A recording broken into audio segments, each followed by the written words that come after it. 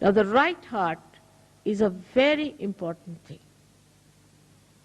The right heart looks after the whole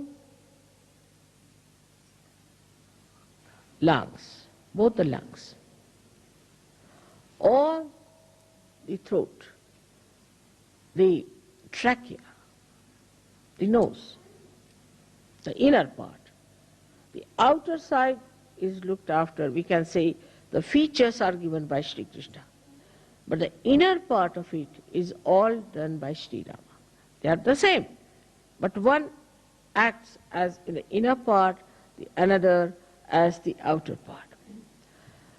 It gives you the ears. From the inner part, Shri Rama does, he gives you the eyes in the inner part of the eyes. Now, it's so important to have the inner side all right and the outer side. Is an example of Shri Rama. He never cared for the outer side or the outward looks of a person.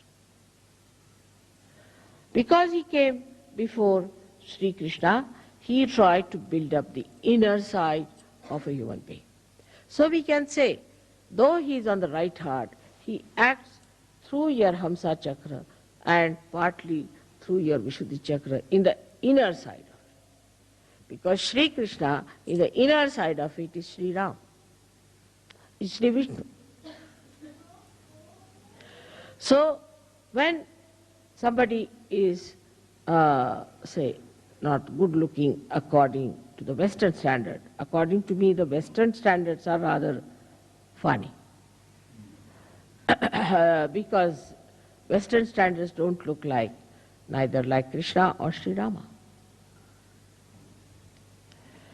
The person like Shri Rama was a very healthy, tall person with his hands up to the knees. Ajanubhav. He is the one who has Ajanubhav. And he was plump. Both of them were plump. They had to be plump people because they were, though they were born of the Agni, he was born of the Agni, but the water is the main element of Sri Vishnu. So they were all plump people. They were not thin like sticks, as today's modern ideas are, to be thin like sticks and like TB patients. But it doesn't mean all plump people are good. We always logically think that plump people are, if mother says so, then plump people are good. It's not the point. The inner side of it, I'm saying. The inner side of it is just the opposite.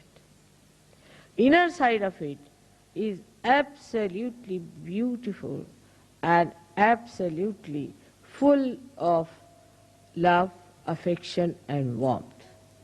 A person who doesn't have these things is a sign of a person who is not a surgeon, first of all. A person who is very loud, talks loudly, speaks loudly, laughs at wrong places, must be half mad, but cannot be a surgeon. See, the softness of Sri Rama goes to the extremes where I call the sankocha, the formality, the formal. But it is in English language, formal is not the word, sankoch. He was once, when he was fighting Ravana, he was taking out with his arrow his 10 heads one after another. And if he took out one, then took out the second, the first one would come back. So because he had a kind of a blessing that nobody can kill him by hitting him on his head. So Lakshmana says, you know for definite that this Ravana cannot be killed by hitting on his head. So why don't you hit him in his heart? So he said, the reason is this, that just now in his heart is Mahalakshmi, the Sita. Sita is sitting in his heart. And how can I hit him on his heart? Because she's there, she might be hurt. So what's the use of hitting on the head, he said. He said, because once I start hitting him on the head fast, his attention will go there. As soon as his attention will go into his head, then I can hit him on his heart. See the sankoch. See the sankoch, the way he talked. Now we have, Sina, what's wrong with you? Why are you all the time smiling and like that? Why can't you keep quiet? What is there to smile about certain things where you don't have to smile? Keep quiet. Now, then what happened? That he was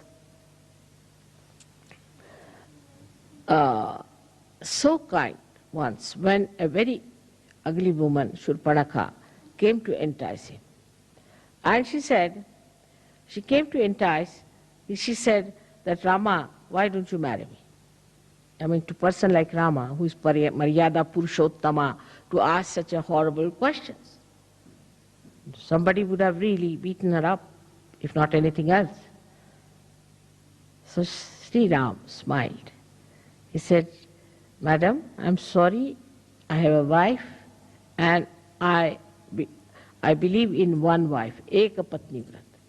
So I'm sorry I can't marry you. But mischievously says, all right, my brother is there, his wife is left in Ayodhya, you can ask. So he went to her and he asked, she went to him and asked, Lakshmana, why don't you marry me? She had become very beautiful. She has transformed herself to a beautiful woman. She must have gone to some beauty parlor or something. But she made herself like that. And she was there. And he looked at her, so angry. He said, you, the ugly, why do you want to ask such a question? He cut her nose. When he cut her nose, that was in Nasik, and that's why Nasika means the nose, and that's why you have been to Nasik. That's the place where he cut her nose. He was very angry. But Sri Rama did not.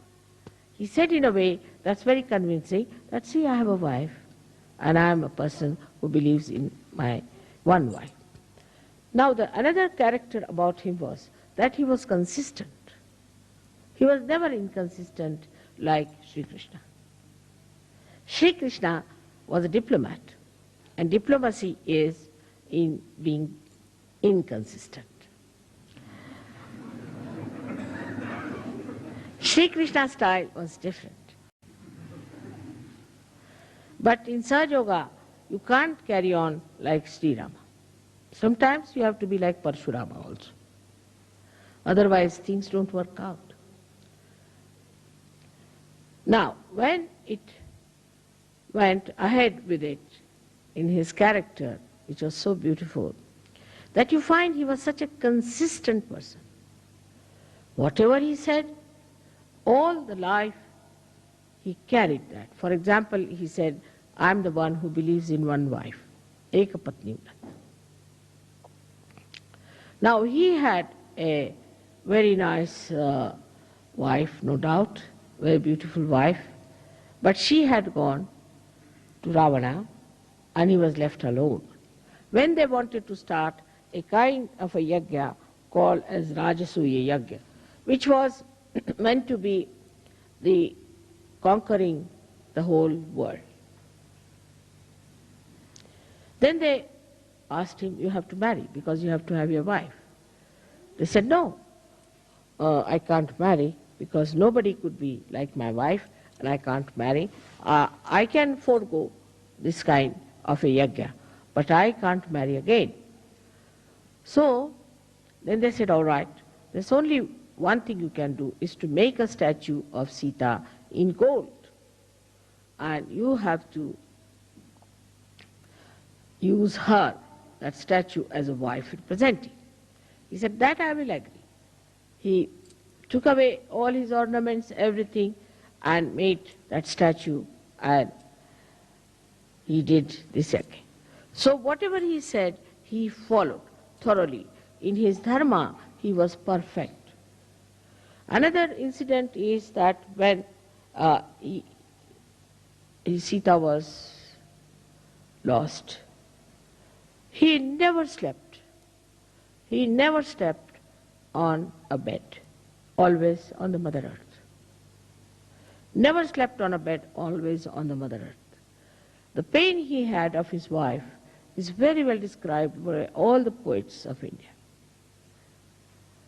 And when Sita left him ultimately, in a very mysterious way, she just disappeared in the Mother Earth, because Mother Earth had given her birth. So she disappeared into Mother Earth. Then Shri Rama became absolutely lost, and he jumped in the river Sharayu and disappeared in the water element from where he had come. Now this man had to give up his wife. In these contrasts, you can see the wave rising and falling of a personality. The society in which he lived, the state which he ruled, had an objection for a wife who had lived with Ravana. And the public started talking about it. So as a good king, he just decided that his wife should be left forever. And then he sent her on a beautiful chariot with his prime minister and his brother Lakshmana, who took her down and left her, told her this is what has happened, and that Sri Rama has asked her to take you down to the ashram of Valmiki. As a result of that, she got very upset, and she said, she was Adi Shakti, so she didn't have to bother. She said, you just leave me here. Very self-respecting person. She didn't say, no, I'll come to him, or I'll sue him, I'll go in the courts, get all his money, how dare he throw me out. Nothing of the kind. That's the grace of a woman. Graciously, she said, all right, now you have listened to your brother, I'm your sister-in-law elder too. Now you obey me. And I tell you, as your sister-in-law, that you can now go, leave me here alone, and I don't want you to go any further with me to deport me with somebody.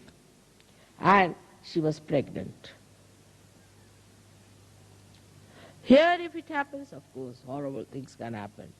But in India, if such a thing happens, the wife will kill herself, or she won't be able to bear it. I think both things are just the same in escape. If there's no aggression, then there is recession. But she said, no, I have to give birth to these two children. I can look after myself. All right, graciously he's done it, I have nothing. And please tell him not to worry about me. And she told Sri Rama, Sri Lakshmana, that all right, you look after him. That's all I want. And she told the chief minister, the mantri, that you must look after the kingdom. See the dignity, see the balance, see the character, the personality of Sri Rama. He was called as Maryada Purushottama. And look at his wife. She was equal to him in every way. When she was kept by Ravana, Ravana was so frightened of her Shakti that he would not touch her. He used to frighten her. Say, I'll do this to you, the women of India, I'll do this to the women of the world, I'll do that kind of a horrible thing, I'll take another birth, I'll misbehave. She said, do what you like. You cannot touch me. He could not touch her hand. He was so frightened. And when Hanumana brought the ring of Sri Rama and presented to her and said that this is the ring of Sri Rama. She said, yes, I know. How is he? He said, all right. All inquiries she had about herself. So he said, Mother, I can take you on my back. I can easily take you. You come on my back and I'll take you. She said, no, I won't go with you. It's Sri Rama who is a brave king. He should come himself, fight this Ravana, kill him, because he is evil. And then I will go with him with all the glory. She was not frightened of anything. For her, the important thing was that Ravana should be killed. He is evil and he should be killed by Rama. Such a great courage for a woman. Both sides, if you see, you'll be surprised that how a woman's character is such a powerful thing.